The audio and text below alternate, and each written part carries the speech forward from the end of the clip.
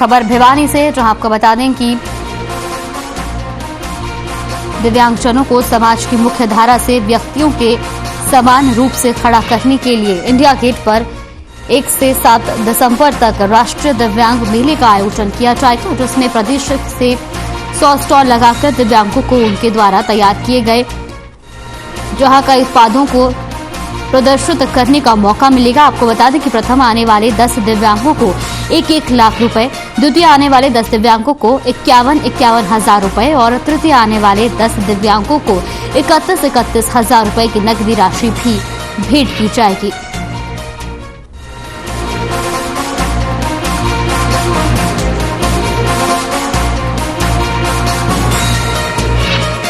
और जो मेरी समस्या थी जॉब से संबंधित है और इनमें मुझे को पूरा विश्वास दिलाया गया है कि भाई आपकी समस्या उसका समाधान कर दिया जाएगा और उज्जवल भविष्य की कामना करते हैं। हैंडीकैप का खुला दरबार लगा है भिवानी रेस्ट हाउस में।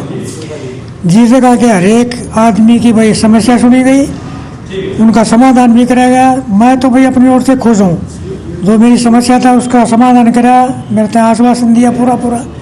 तो अब हमने हरियाणा में 22 से लेकर 29 नवंबर तक 7 दिन का एक विशेष अभियान लिया है, जिसमें हमारे DPC district project coordinator, APC assistant project coordinator, इसके अलावा एडीसी का एक सेल और हमारे सीएमओ, ये मिल करके उन सभी परिवारों के घर में आशा वर्कर्स जाएंगी, आंगनबाड़ी वर्कर्स जाएंगी और एक एक परिवार से स्पेशल एजुकेटरों के माध्यम से उन बच्चों को खोज करके और उनको सप्ताह के अंदर करके 29 तक ये पूरा करना है और 30 को फिर एफडी के पास फाइल प्रस्तुत करनी है।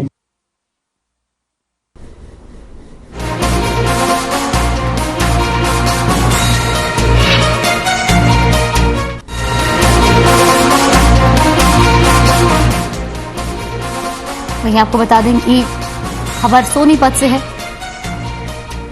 जहां सोनीपत में नगर निगम और कावड़ कम कष्ट एक्शन कंपनी की लापरवाही के चलते 5 साल के बच्चे की मौत के मामले ने तूल पकड़ लिया है और कार्रवाई कराने की मांग की है।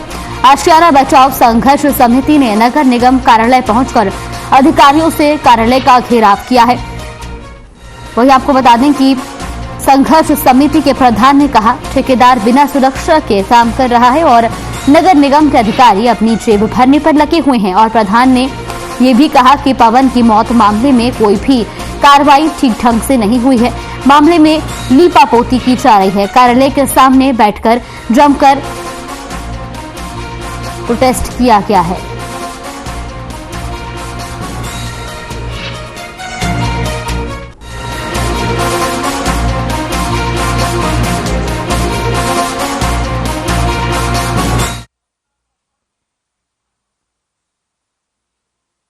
जो प्रदर्शन करने आ रहे हैं, क्योंकि जो ठेकेदार काम कर रहे हैं इतनी गलत तरीके से काम करें कि उनको कोई व्यवस्था नहीं, लोगों की कोई सुरक्षा, कोई इंतजाम नहीं है।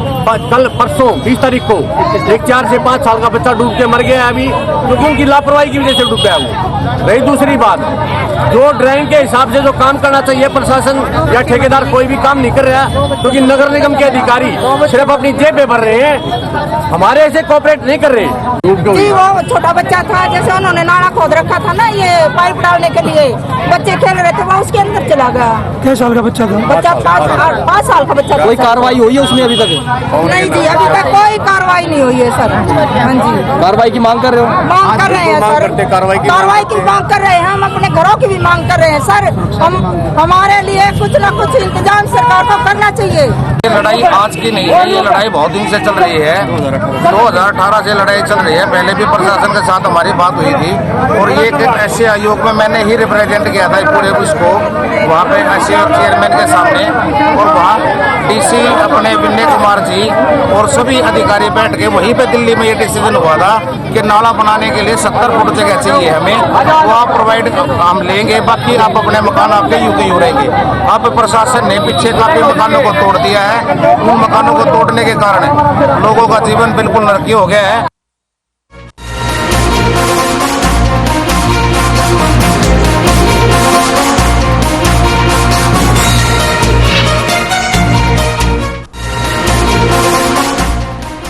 खबर झज्जर से है, जहां मोबाइल टॉयलेटों के रखरखाव में अव्यवस्थाओं के अंबार लगे हुए हैं। आपको बता दें कि टॉयलेट शहर में लोगों की सुविधा और स्वच्छ बनाने के उद्देश्य से लगाए गए थे, लेकिन यहां गंदगियों के अंबार लगे हुए हैं। फिलहाल अब ये लोगों के लिए परेशानी का कारण बनते जा रहे हैं, जहां ना तो समुचित ढंग से पानी की व्यवस्था है और ना ही बिजली की।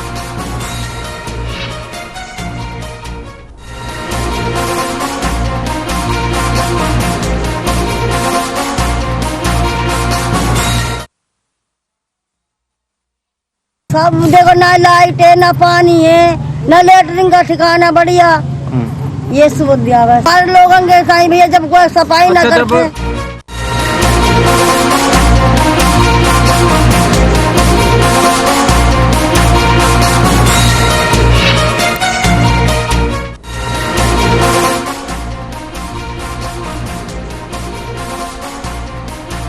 गुला चिका के पटियाला रोड चिका पर राइस मिलरों द्वारा गिराई गई राख से राहगीर परेशान हैं।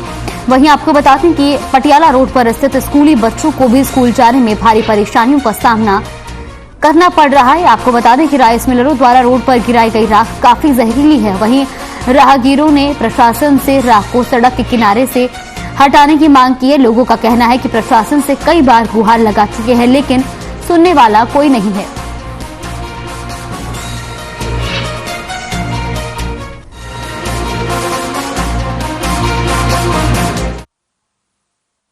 गड्डी लैके आने बच्चे अखा च पैंदी है राख डुੱਡ के, ਇਹਦਾ कोई हल होना चाहिए। सब ਇਹਦਾ हल होना चाहिए। ਕਿਹੜਾ राख पई ਹੁੰਦੀ सड़कों के कबाड़ पे ਉਹਦੀ सफाई होनी चाहिए।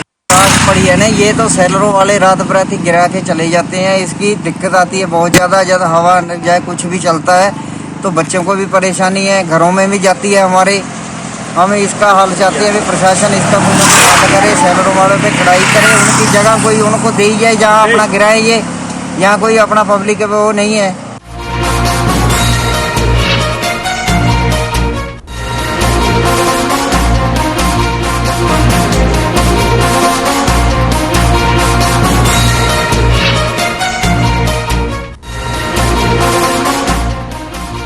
और रुक करते हैं बड़ी खबर का। बहादुरगढ़ से बड़ी खबर, सीआईए टीम को मिली कामयाबी, 3 नामी बदमाश किए गिरफ्तार। चरखी दादरी में बड़ी वारदात को दिया था अंजाम, तीनों आरोपी चल रहे थे फरार। ये बड़ी खबर बहादुरगढ़ से। वहीं आपको बता दें कि आरोपियों के कब्जे से अवैध असले भी बरामद किए गए हैं। ये बड़ी और अहम जानकारी। सीआईए टीम को मिली कामयाबी, 3 नामी बदमाश किए गिरफ्तार। चरखी दादरी में बड़ी वारदात को इन बदमाशों ने अंजाम दिया था, जिसके बाद तीनों आरोपी फरार चल रहे थे। तो वहीं पुलिस ने तीनों को गिरफ्तार कर लिया है। सीआईए टीम ने 3 नामी बदमाशों को गिरफ्तार किया और जिनके कब्जे से अवैध असले भी बरामद किए गए हैं।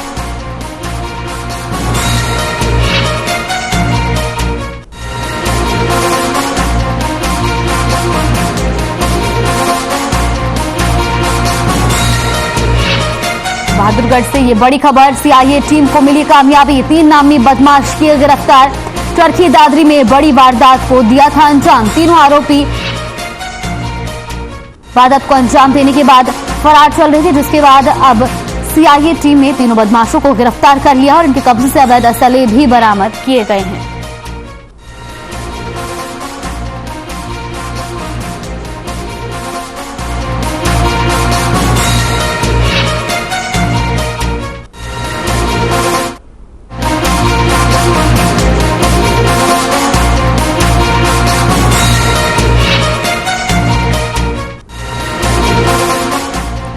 खबर नारनौल से है, जहां नारनौल में रोडवेज साझा मोर्चा के कर्मचारियों ने बुधवार से अनिश्चितकालीन हड़ताल शुरू कर दी है। आपको बता दें कि कर्मचारियों की हड़ताल के कारण बसों के संचालन में काफी फर्क पड़ रहा है, जिसके चलते 30 बसें प्रभावित हुई हैं, जहां यात्रियों को काफी परेशानियों का सामना करना पड़ा।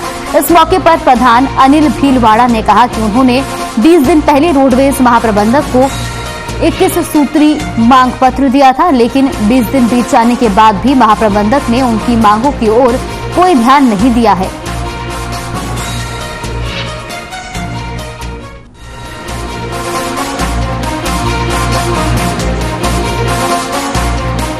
हमने महाप्रबंधक को 21 सूत्री मांग पत्र दिया था। महाप्रबंधक को 10 दिन का टाइम देने के बाद कार्रवाई करने के लिए कहा, उन्होंने नहीं किया। लगभग 20 दिन का टाइम बीत गया। तो उसके बाद हमने दोबारा रिमाइंडर दिया कि महाप्रबंधक महोदय 10 दिन के अंदर अंदर हमारी कार्रवाई करे मांगों पर। महाप्रबंधक ने 10 दिन की कार्रवाई नहीं करने की वजह से हमने 21 तारीख को, मतलब परसों 21/11 को धरने पर बैठने का ऐलान कर रखा था। इसकी वजह से 11 बजे की बजाय महाप्रबंधक ने 10 बजे हमें बुला लिया और समस्या का समाधान करने के लिए कहा। डीएम साहब के विरुद्ध में जो भी गलत काम होते हैं उसके खिलाफ अगर कोई कर्मचारी आवाज़ उठाता है तो उसको आगे जाके किसी न किसी तरीके से उसको फंसाया जाता है, उससे नाजायज पैसे लिए जाते हैं। और देखो, हमने आवाज़ उठाई, हमारे पास एक कोर्ट का सम्मन जारी हो गया।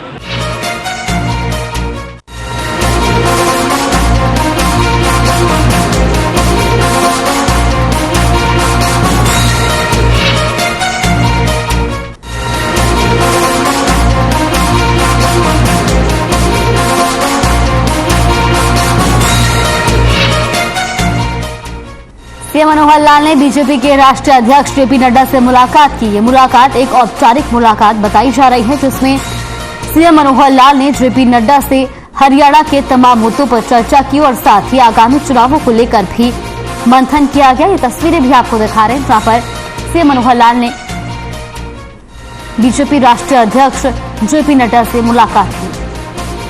तो इस मुलाकात में कई अहम मुद्दों पर चर्चा की गई। साथ ही आपको बता दें कि ये एक औपचारिक मुलाकात भी बताई जा रही है, जिसमें सीएम मनोहर लाल ने जेपी नड्डा से हरियाणा के तमाम मुद्दों पर चर्चा की और साथ ही आगामी चुनावों को लेकर भी मंथन किया गया।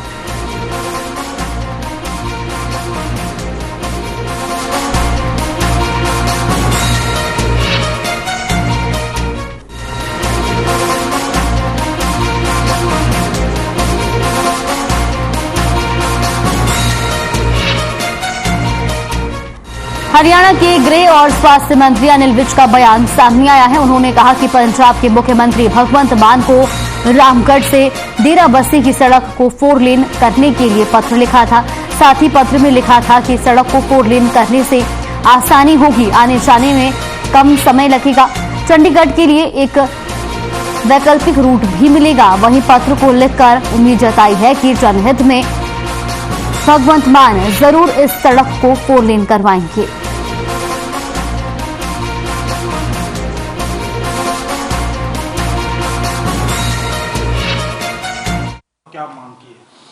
आजकल अम्बाला चंडीगढ़ रोड पर बहुत जाम रहता है, खास तौर से जीरकपुर और जीरकपुर से लेकर ट्रिब्यून के दफ्तर तक निकलना बड़ा मुश्किल है।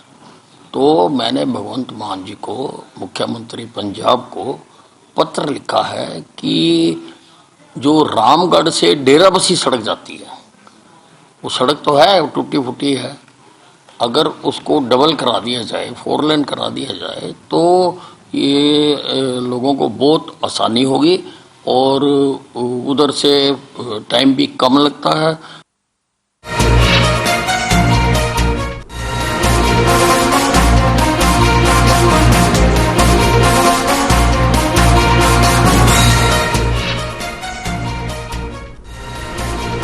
लोहारू पीडब्ल्यूडी रेस्ट हाउस में कृषि मंत्री जेपी दलाल ने जनता दरबार का आयोजन किया। इस दौरान उन्होंने 300 से अधिक जन समस्याएं सुनी। वहीं उपायुक्त नरेश नरवाल भी उपस्थित रहे। कृषि मंत्री ने कहा कि अधिकारी जन समस्याओं को गंभीरता से लेते हुए उनकी समस्याओं का समाधान करें। साथ ही उन्होंने जरूरतमंद लोगों को 50,000 की आर्थिक सहायता देने की भी घोषणा की।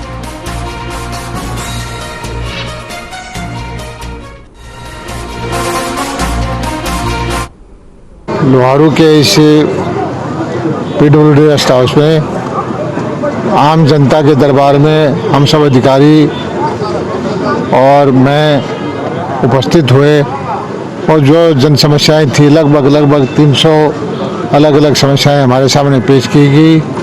सभी समस्याओं का रजिस्ट्रेशन किया गया और एक एक करके विभाग के अधिकारियों की ड्यूटी लगाई गई और इन हर एक समस्या का निदान करके लोगों को, जनता को बताया जाएगा।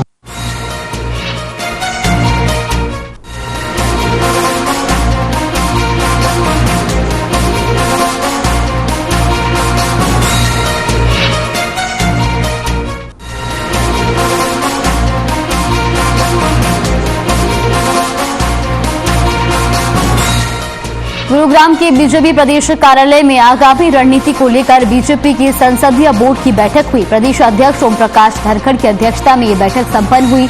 इसमें प्रदेश के मुख्यमंत्री मनोहर लाल, प्रदेश प्रभारी विप्लव देव, संगठन मंत्री रविंद्र राजू, केंद्रीय मंत्री राव इंद्रजीत सिंह सहित प्रदेश के सभी सांसद उपस्थित रहे। लगभग 2 घंटे तक चली इस बैठक में भारतीय जनता पार्टी के नेताओं ने पार्टी की आगामी नगर निगम और 2024 विधानसभा व लोकसभा चुनावों से संबंधित रणनीति पर मंथन किया। संसदीय बोर्ड की बैठक में सांसद संजय भाटिया, रमेश कौशिक, विजेंद्र सिंह, नायब सिंह सैनी, सुनीता दुग्गल, रतन लाल कटारिया, धर्मवीर सिंह, राज्यसभा सांसद डीपी वत्स समेत कई लोग मौजूद रहे। बैठक में सांसद के सत्र में विपक्ष हमलावर न हो, इसके लिए पहले से ही तैयारी कर लेने के लिए कहा गया है, ताकि लोकसभा व राज्यसभा में उठाए जाने वाले मुद्दों का खाका पहले से ही तैयार कर लिया जाए। बैठक में आगामी लोकसभा व विधानसभा के अलावा हरियाणा में नगर निगम के चुनावों को भी लेकर चर्चा हुई।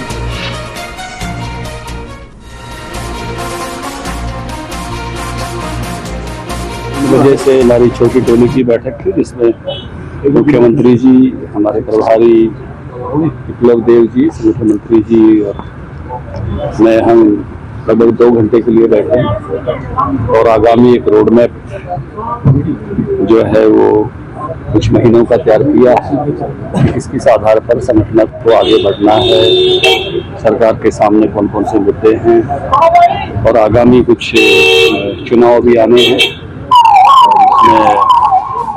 मानेसर, गुड़गांव और फरीदाबाद के नगर निगम के चुनाव भी है। चिरायु हरियाणा करके 13 लाख नए कार्ड और 28 लाख परिवारों तक पहुँचेंगे। उसके इम्प्लीमेंटेशन आम लोगों तक सहजता के साथ कैसे पहुँचे, सबके बन जाए, संगठन इसमें सहयोगी बने, इस पर भी चर्चा।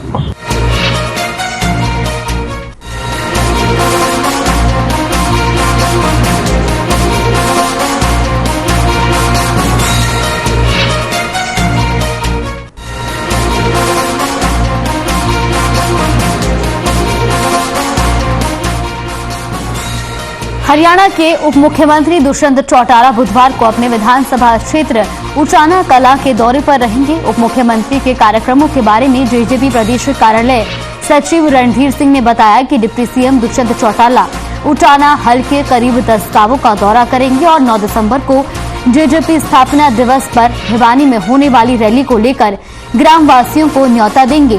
साथ ही दुष्यंत चौटाला ग्रामीणों की समस्याएं भी सुनेंगे। वहीं 24 नवंबर को उप मुख्यमंत्री सुबह 11 बजे सोनीपत और दोपहर 3 बजे रोहतक में जिला स्तरीय पार्टी पदाधिकारियों और कार्यकर्ताओं के साथ बैठक करेंगे और रैली को लेकर ड्यूटी लगाएंगे।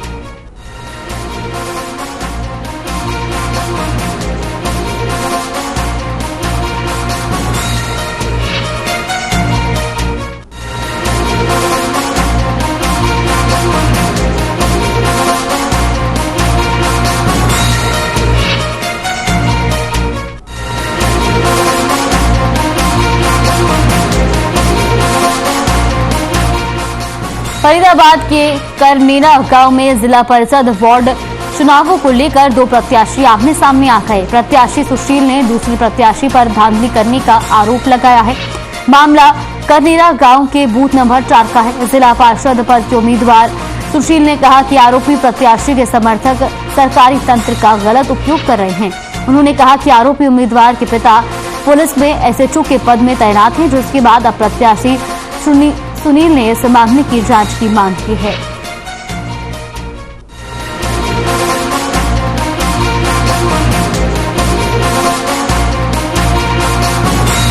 गांव में सरकारी स्कूल है, बूथ नंबर 4। आरोप ये जी उनके सारा परिवार इकट्ठा हो रहा है, एक बाड़े से वोट डलवा रहे हूँ। ये कैसे आपने देखा, कौन लोग? मैं सुबह से देख रहा हूँ, 3 बार मैंने राउंड किया है, तो 2-3 लेडीज हैं, वो बार बार वही बूथ पे। मैं सोच रहा कोई वैसे लगी हुई है शायद, मुझे पता लगा अभी कैसे उनकी सिस्टर है वो।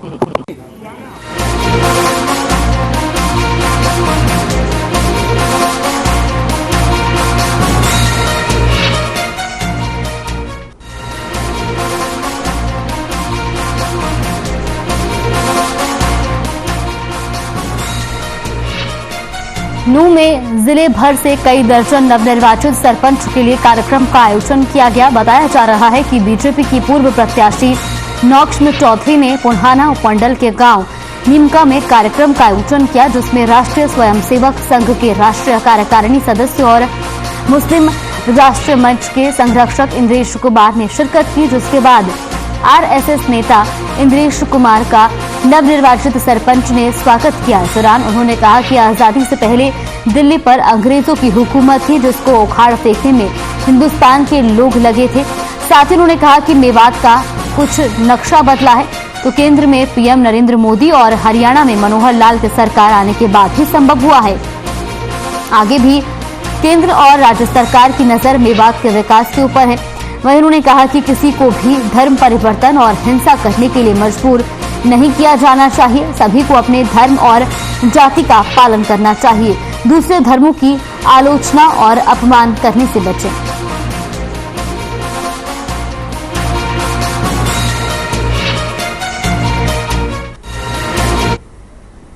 आजादी से पहले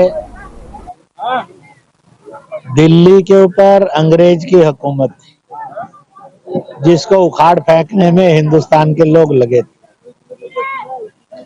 उन्होंने कभी मेवात के एरिया को डेवलप करना तो दूर की बात है, इसको जो सामान्य इसका हक मिलना चाहिए था वो ना देकर इसको अपराध जगत का मालिक बनाया। इसलिए मेवात की अपराधी छवि की कसूरवार पूर्णतया अंग्रेज हुकूमत रही है।